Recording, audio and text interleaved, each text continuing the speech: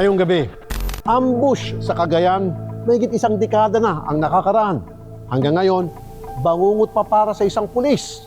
Kahit kasi nakaligtas siya, nabulag naman siya ng dahil dito. At ang nakakaantig na kwento ng isang ginang na may breast cancer sa Pasig. Ang nilapitan pa niyang albularyo, pinagsamantalahan siya. Ako po, si Rafi Tulfo, ang kapatid mo.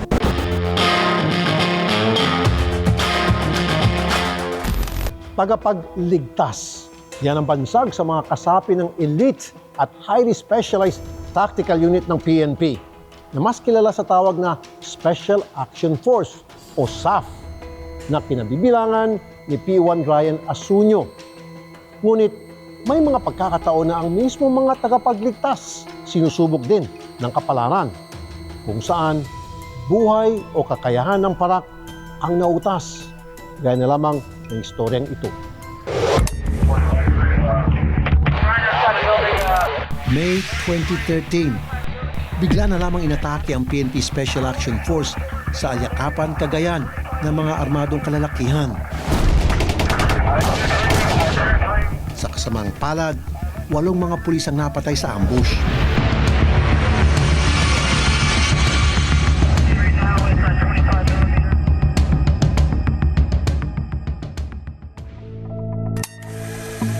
Kasama sa mga inambush na SAF, si P1 Ryan Asunyo. Sinuwerte siyang makaligtas, pero napuruhan ang kanyang mga mata. Yung aking mata nga po na right eye is may ano po na medyo lumuwa siya. Tapos yung upper eyelid niya is nawala. Ang aming sinusurvive lang is itong left.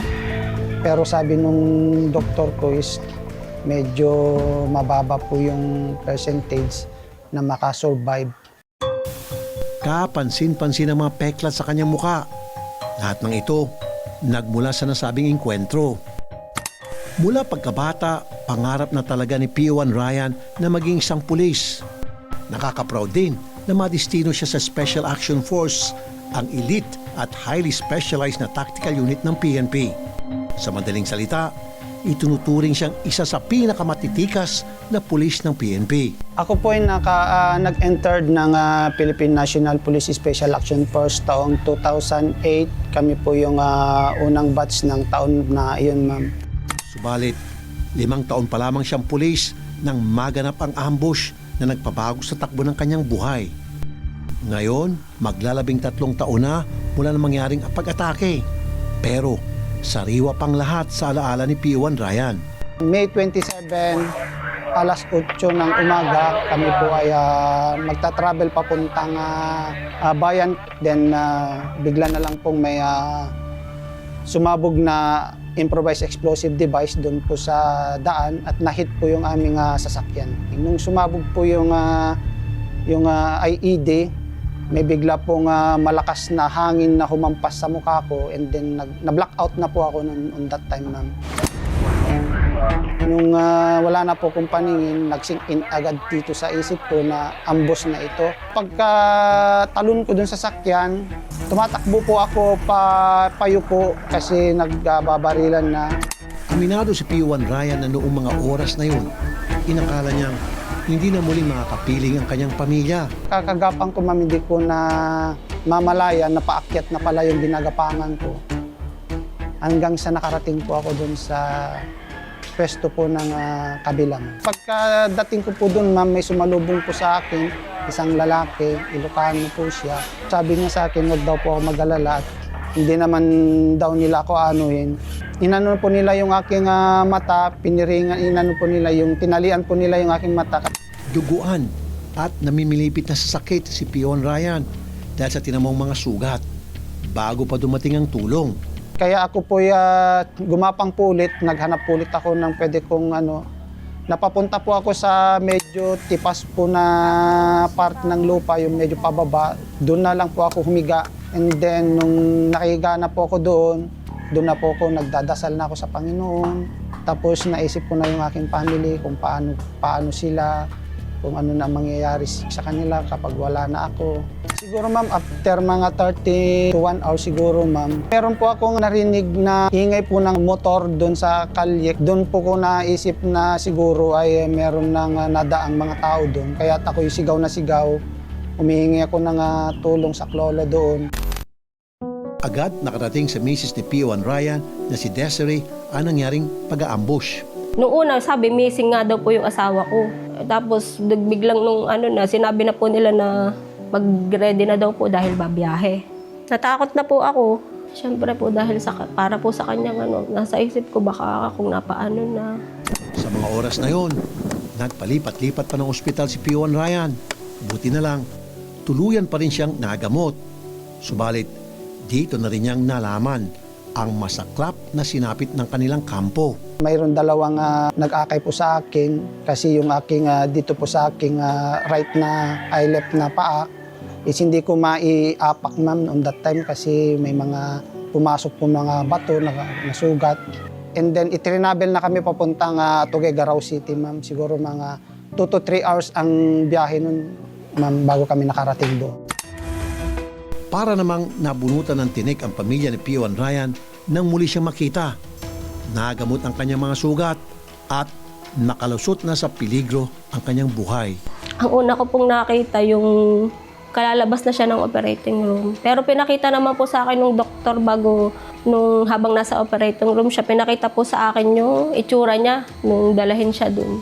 Sunog na sunog nga po, nakaluwa na yung mata. Nung pagkakita ko pa lang po, nag-iiyak na po ako doon eh. Yun nga lang, isang bahagi ng katawan ni P1 Ryan ang hindi nasagip, ang kanyang paningin. Gumuho ang kanyang mundo nang malaman sa mga doktor ang masaklap na balita na hindi na siya makakita pang muli. Naramdaman ko po na parang sumaklob na sa akin ang mundo. Yung bigat po, nandun na yung sakit at lungkot na paano na yung family ko, paano ko makakalong yung aking anak kasi malit pa yung anak ko on that time. Paano ko siya maalagaan kung mabubulag na ako, paano na ako makakapaghanap buhay para sa kanila. May pag-asa pa nga bang gumaan ang kalagayan ni P1 Ryan? Sabay-sabay nating alamin sa pagbabalik ng Kapatid Mo.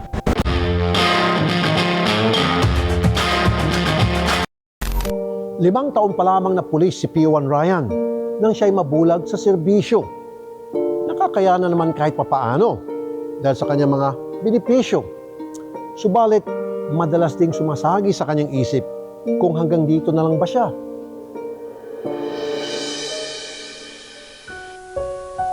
Bata pa lang si P1 Ryan, pinangarap na niya maging pulis. Kaya lahat ng pagsusumikap, ginawa niya para matupad ito. Ako po ipinanganak na isang mahirap. Kami po walang sariling lupa. Kami po ay nakikipaghanap buhay lahang sa bukid, nakikiaraw o kaya sa dagat, nakilambat. Kaya minsan napapasama ako sa construction o kaya sa lumber, hardware. Sa kasamang palad, 5 taon pa lamang siya sa serbisyo. Sinubok agad siya ng pagkakataon. Nung papunta na kami ng bayan, nagta-travel na kami along the way. Then bigla na lang pong may sumabog na improvised explosive device doon po sa daan at nahit po yung aming sasakyan. Nung wala na po kong paningin, nag-sink in agad dito sa isip ko na ambush na ito. Nakausap din ng aming team ang isa pang kasamahan ni P1 Ryan sa PNP SAF na nakaligtas din sa ambush. Hanggang ngayon, binabangungot pa rin siya sa nangyari. Natamaan din po yung right hand po ma'am. Yun, hindi ko na po ma-straight ngayon. Tapos may na-place dito sa likod. Aminado si P1 Ryan na hindi lang mga mata niya ang nadali ng ambush. Apektado rin ang kanyang mental health na pinoproblema na rin ng kanyang pamilya. Pumapasok na yung depression sa akin. Yung hindi na ako makakain, yung lagi na akong nayayamot, naiinis, nagagalit dahil sa aking sitwasyon. Yun ma'am, hanggang sa na hindi ko na mamalayan na pati pamilya ko pala, nasasaktan ko na rin sila. Iniiyak na lang po. Dadasal po, ayoko po kasing makita niya na mas lalo po kasi siyang mahihirapan. Dahil dito, dumulog na sa profesional si P1 Ryan. Dati po kasi talagang parang ewan, talagang pag walang gamot, hindi siya mapakali. Pero habang nilalabanan niya mga personal na suliranin, isa pang dagok ang dumating sa buhay ni P1 Ryan. Ang isa niyang anak, bigla na lamang binawian ng buhay. Putol-putol daw po yung bituka sa loob.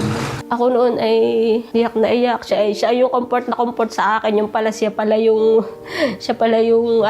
mas masama na pala yung lagay. Ginawa ko nga positibo ang aking pananaw. Hanggang sa unti-unti ko naman po natanggap. Yun po ma'am, bumalik po ulit yung aking ngiti sa labi. Naging masaya na ako. Lumalabas na ako sa bahay, nakipagkwentuhan na ako sa iba. Kumakapit na lang si P1 Ryan sa pagmamahal ng pamilya upang makabangon sa pagkakalugmok. Hindi rin kasi siya makapagtrabaho, dala ng kanyang kondisyon. Nagpapasalamat na lamang siya na kahit papaano, may natatanggap na rin siyang pensyon. Kasi nung time na po yun ma'am is dalawa po yung aming pension na TPPD. Yun sa PNP at saka sa Napolcom. Hanggang sa yun po, imbes na siguro madagdagan, ang nakita po ng ahensya ng gobyerno na dalawa yung aming pension, ang ginawa po nila is kinat po nila yung isa naming pension, pinutol po nila yung Napolcom sa dahilan po daw na double compensation. Ngunit batid ni P1 Ryan na bilang padre di pamilya, kailangan niyang kumilos. Ang naisipan niyang paraan, maging isang vlogger. Kahit papaano, nakakatulong ang kita rito sa pang-araw-araw nilang gastusin. Pero kapos pa rin. Naikwento rin ni P1 Ryan sa aming team na hindi na niya matatandaan kung kailan silang huling nakapamasyal ng pamilya. Dahil dito, ititreat na rin namin sila ng staycation.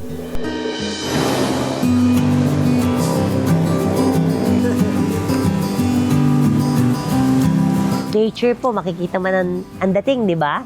Pag nasa loob ka na, parang wala ka talaga sa lungsod at nandito ka sa province. So, yung feel mo, yung simoy na hangin, very fresh siya. Para ma-relax ang mag-asawa, inilibre na rin namin sila ng masahe at food spa. Nagpaabot na rin kami ng tulong para sa mga pang-araw-araw nilang gastusin. Sir Ryan, saludo po si Idol Rafi sa kagitingan pong ibinahagi ninyo bilang police officer po ng PNP. Kaya ito po ay para sa inyong panimulang business na hinihiling nyo kay Idol Rafi. So, Sir Ryan, ito tanggapin nyo po. Bago magtapos ang kanilang staycation, may isa pa kaming surpresa para sa kanila. Maraming salamat po sa kapatid mo kay Sir Rafi Tulfo sa biyayang ipinagkalob niyo po sa amin. Malaking tulong po to para sa amin. Ang kwento ni P1 Ryan ng PNP Special Action Force ay isang patunay na ang hinaharap nilang mga pagsubok hindi lamang sa gyera o sa engkwentro, kundi maging sa buhay. Kasabay ng ating pagsaludo sa kanilang kabayanihan at sakripisyo para sa bayan. Dapat din natin silang protektahan. Ang isang komando na tulad ni Ryan, mananatiling komando anuman ang kanyang pinagdadaanan. Maring nagbago ang kanyang laban, pero magpapatuloy siya sa pagiging mandirigma sa buhay. Susunod, ang kalunos-lunos na sitwasyon ng isang ginang, na isang kahig, isang tuka na nga, tinamaan pa ng kanser sa dibdib. Atin siyang tutulungan sa pagbabalik ng kapatid mo.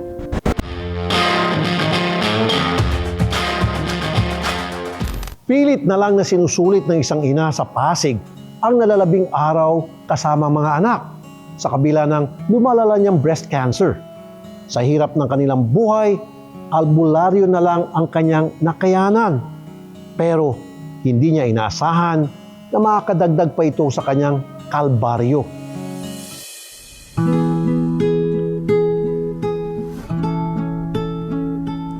Message ko sa dalawa kong anak.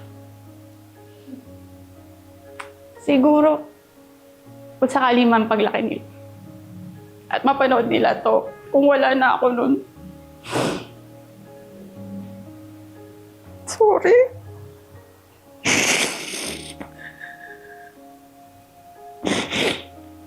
sana wag nilang isipin na may araw na hindi ako lumaban kasi araw-araw ako lumalaban para sa kanila eh.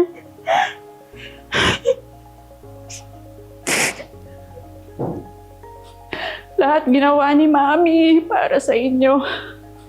Para lumaban, para sa buhay ko, para makasama ko kayo. Tsaka alam ko, ramdam niyo kung gaano kayo kamahal.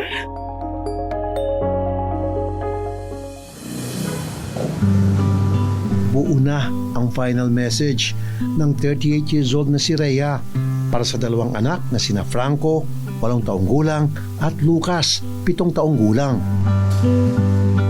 Ang nakakadurog ng puso na mensaheng ito ni Rhea, dala ng iniinda niyang matinding karamdaman.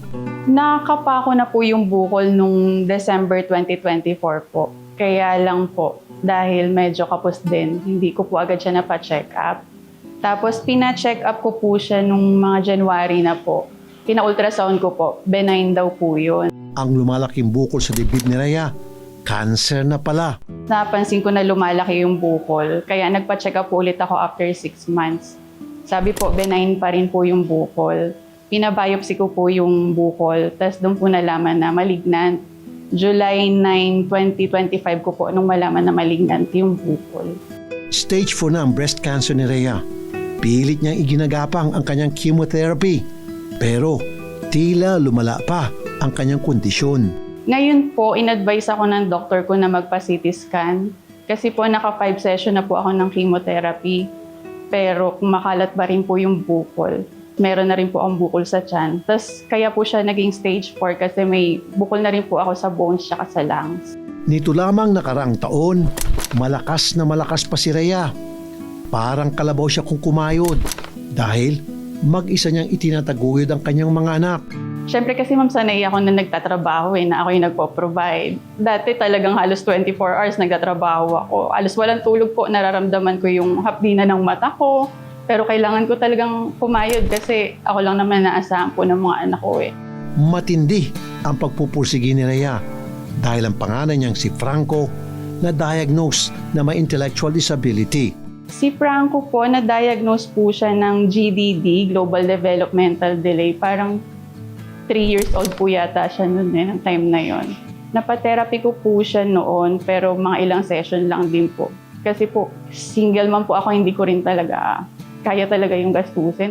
Subalit, mula nung ma-diagnose na may breast cancer si Rhea, hindi lamang ang mga therapy ni Franco ang natigil, kundi pati ang pagpasok nila magkapatid sa eskwela.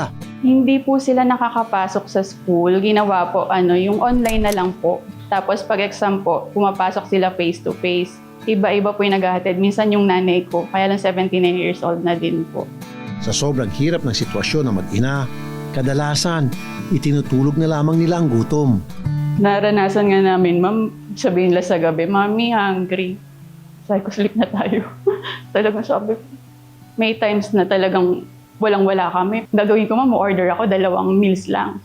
Sabi ko, may matitira naman dyan eh. Hindi sa akin. Sa kabila ng lahat ng ito, walang balak si Rhea na magpatalo sa kanyang sakit. Kahit nahirapan, patuloy siyang humanap ng paraan para buhayin ang kanyang mga anak. Nagsimula ako, ma'am, sa pagbebenta ng mga gamit namin. Lahat. Sofa, upuan, mga kung ano-ano. Tapos, ultimo damit ko po, nabenta ko po. Tapos, nagtitinda po ako ng mga frozen.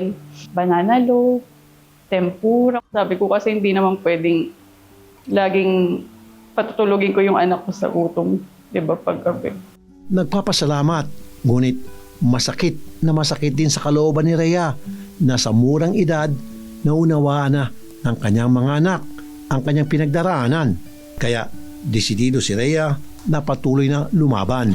Aware po sila. Yung bunso ko nga po, may times na pag umiiyak kasi ako, sobrang sakit. Nakikita ako tumatalikod sa akin, nagpupunas ng luha. Tapos lagi niyang sasabihin na, Mami, don't die. Tapos sabi ko, why? Sabi niya, paano kami? Paano eat? Paano school? Ganun. Paglaki daw niya, mag-work siya para mapagamot ako. Inisip ko naman, nandun pa kaya ako. Pero umaasa pa rin ako na mapapalaki pa sila. Ngunit, hindi pa pala ito ang pinaka matinding nangyari kay Rhea. Hindi nyo kakayanin ang susunod niyang revelasyon nang subukan niyang humanap ng ibang paraan para magpagamot. Sabi po nung kaibigan ko na may cancer din, sabi niya, hindi gumagaling yung sugat mo. Sabi niya, try mong magpa-albularyo. Tapos nung pagpunta po namin dun sa may albularyo, pinaakyat niya po ako dun sa 3rd floor. Pinasunod niya ako. Pinataas niya po yung damit ko. Nilagyan po ng oil yung right breast ko.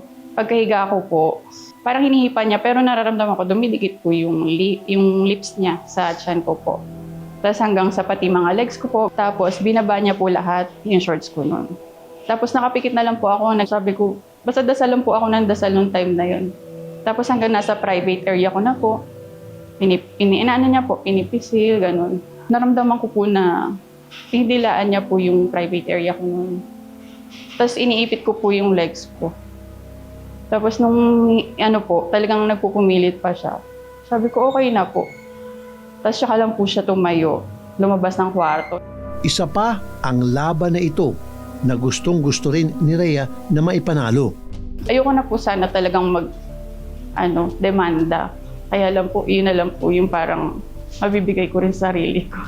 Diba? Parang lahat naman kasi yan may dahilan eh. Siguro, nangyari yun, maski ganito yung sitwasyon ko. Kasi para hindi na siya makaano ng ibang tao. Kasi kung sa bata niya ginawa yun, baka hindi magsumbong. Kaya pinag-pray ko po talaga na sabi ko kung kailangan ko siya i-demanda ko. Nakakalungkot at nakakagalit na sa panahon ng kagipitan, may mga tao pa na nagagawang magsamantala. Ang ating aksyon at solusyon sa patong-patong na suliranin ni Rhea. Abangan sa pagbabalik ng Kapatid Mo.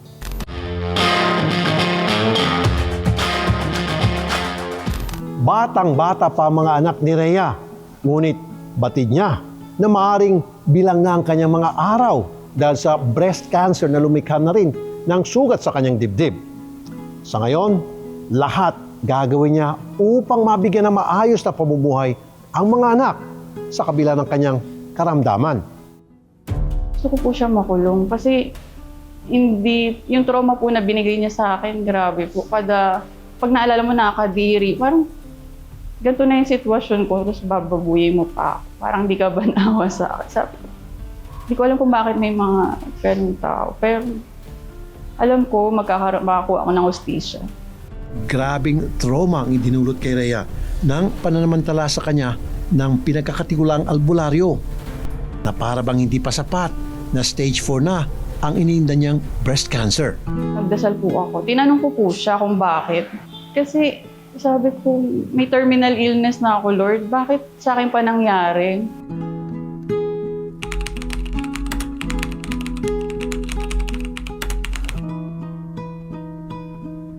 Habang ipinaglalaban ni Rhea ang kaso, pahina naman ang pahina ang kanyang katawan. Halos mawala na siya ng pag-asa dahil parang hindi na siya gumagaling. Hindi na daw po ako pwedeng operahan. Chemotherapy lang daw po. Kaya lang po sa case ko kasi aggressive yung cancer ko po. Yung gamot po parang hindi talaga tumatalab agad. Kaya magpapalit daw po ng ibang gamot. Parang magtatry. Kaya naman, bukod sa huling mensahe para sa mga anak, tinitingnan na rin niya ang kinabukasan ng mga ito sakaling kailanganin na niyang tuluyang magpaalam sa mundo. Kasi syempre kailangan din naman paghandaan ko na po. Syempre iniisip ko yung mga anak ko kung saan po sila mapupunta. Kasi hindi ko alam kung gusto ko silang paampon. If ever man na mawala ako, gusto ko sana mapunta sila sa maayos sa tao. Ayoko maghiwalay sila kasi si Franco po may special needs talaga. Kaya pag kinakausap ko po si Lucas, sinasabi ko talaga sa kanya na alagaan niya yung kuya niya kasi siya yung mas nakakaintindi din po talaga. Ang agam-agam na ito na Rhea, ikinonsulta na rin namin sa isang abogado. Sa ilalim ng Article 176 ng Family Code, ibinibigay ng batas ang sole parental authority sa ina ng isang illegitimate child. Sa ilalim naman ng Article 216 ng ating Family Code, isa sa mga binibigyan ng substitute parental authority ang actual custodian ng bata o kung sino ang nangangalaga dito. Ngunit para kay Rhea, maging sa kanyang mga anak, ang pinakamainam pa rin kung manatili silang magkakasama ng matagal-tagal pang panahon. Araw-araw po, kada gigising ako, nagpapasalamat ako na nagigising ako. Maski sobrang in pain ako. Dati kasi pag nararamdaman ko yung sakit, hinihiling ko na mamatay na lang ako. Pero nung nakikita ko yung mga anak ko na naapektuhan, pinagdadasal ko sa kanya na maski mahirap, gusto kong humaba yung buhay ko. Sabi ko, gusto ko silang makasama sa graduation nila, sa birthday, maski anong special event ng buhay nila. Maski hindi na magarbong buhay, makasama ko lang sila. I wish no cancer si Mommy. I wish no cancer si Mommy. You love Mommy? Yes. How much do you love Mommy? I mean, Fit? Infinite? 20.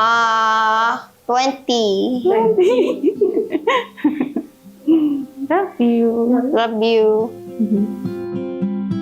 Dahil dito, agad na namin inilapit si Rhea sa Rizal Medical Center para sa lahat ng pupwedeng pang gawin upang maipagpatuloy ang kanyang gamutan sa cancer. Based doon sa mga findings, medyo aggressive yung type ng cancer niya. Yung sa kanya, yung tinatawag namin na triple negative. So pag triple negative, ibig sabihin nun, wala talagang specific na drug na talaga expect namin na magre-respond siya doon. So ang ginagamit namin mga chemotherapy, radiation, depende sa case. Parang we have to accept the fact din na pag stage 4, hindi talaga totally gagaling. Pero marami naman kasi mga gamot na nakakapag-extend ng life. Sa bawat araw, puno ng pangamba si Rhea na baka biglang hindi na niya makasama ang kanyang mga anak. Pero ngayon, pilit muna namin itong papawiin at ang aming pasasayahin ang mag-ina sa pamagitan ng aming mabunting mga regalo. Hi, Ma'am. Hello po. Good afternoon po. Wow! Ayan. Ayan. Ma'am Rhea, ito pong mga ito ay handog po ni Idol Rafi para po sa inyo. Ito pong mga bagong damit ay para kay Franco and kay Lucas. As well as ito pong mga bagong laruan ay handog po ni Idol Rafi para po sa inyo. Kasabay po niyan ay may hinanda din po na 2 months worth of grocery para ma'am hindi ka na mamomroblema po sa pang-grocery ninyo sa araw-araw. Ibinigay na po yan ni Idol. At nabalitaan din po Nanay Terry ni Idol na kayo po ay magsa-celebrate ng inyong 80th birthday this coming May 6. Kaya naman po may handog din pong sorpresa at advance celebration si Idol para sa inyo. Happy birthday po. At ang wish lang po ni Idol para sa inyo ay mas malakas na pangangatawan at kalusugan para po mas magabayan natin ang inyong mga apo. Nais din po niyang ipahatid sa inyo mula sa Rafi Tulfo in Action Foundation itong 25,000 pesos. Maraming salamat po, Senator Rafi Tulfo, sa tulong niyo po. Kahit mabigat po yung pinagdadaanan namin, nagiging magaan kasi dahil sa mga ginagamit pong instrument ni God, gaya po ninyo. Maraming salamat po talaga. Tsaka salamat po sa lahat ng tulong, sa lahat po ng gifts, sa lahat po. Maraming salamat po. Si Rhea ay isang patunay na ang pagiging ina ay higit pa sa pagluluwal ng mga anak, kundi ang kakayahang makahanap ng lakas sa gitna ng matinding kahinaan. Dasal namin ang patuloy mo pang paglakas, Rhea, para patuloy na makayanan ang bawat hapdi para sa iyong mga mumunting anghel. Hanggang sa susunod na linggo, ako po si Rafi Tulfo, ang kapatid mo.